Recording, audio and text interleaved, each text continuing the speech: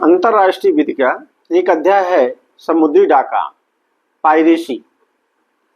तो समुद्र में जो डाका डाला जाता है, समुद्री डाका की परिभाषा क्या है?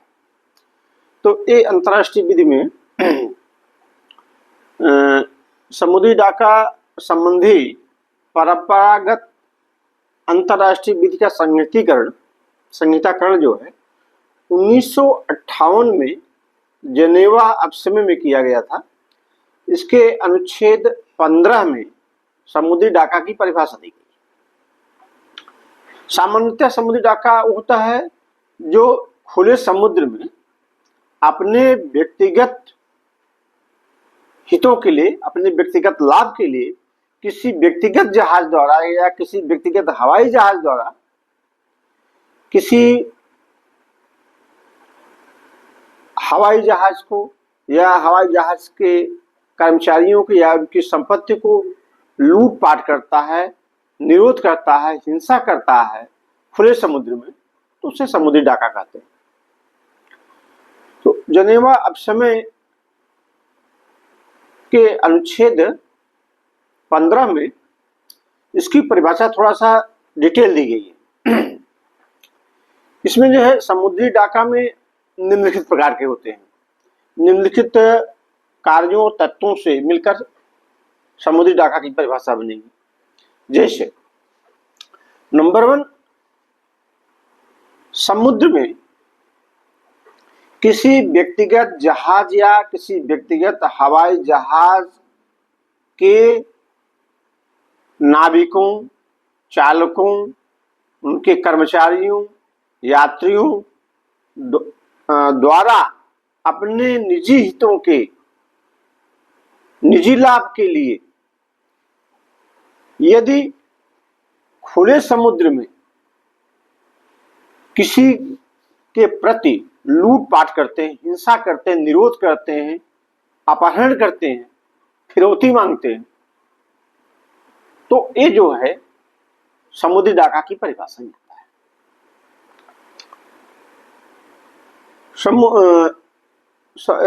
नंबर 2 जो है, समुद्री डाका के लिए आवश्यक है कि खुले समुद्र में और अपने निजी हितों की रक्षा के लिए किसी राज्य के बाहर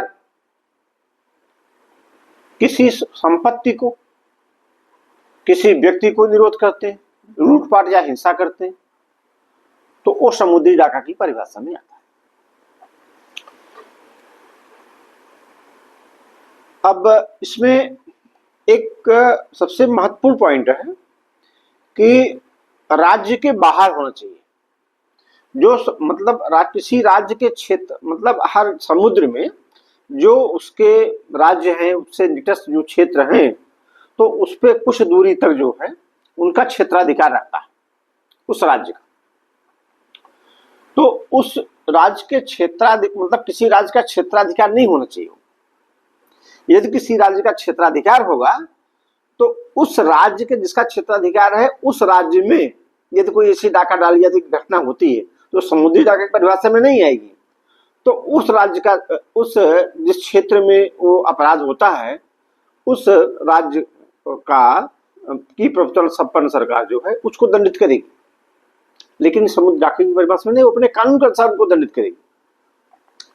समुद्री डाका में पहले तो उसमें पानी की जहाज थी, लेकिन अब इसको बाद में इसमें संशोधन करके हवाई जहाज भी जोड़ दिया गया। यानी हवाई जहाज मान लीजिए समुद्र के ऊपर से होकर गुजरता है और उसका उस समय अपहरण कर लिया जाता है, या उसमें इधर से कोई हिंसा लूटपाट की जाती है, तो चूंकि खुले समुद्र परिभाषा मतलब खुले समुद्र में है, तो खुले समुद्र में है तो वो भी समुद्री डाका ही माना जाएगा।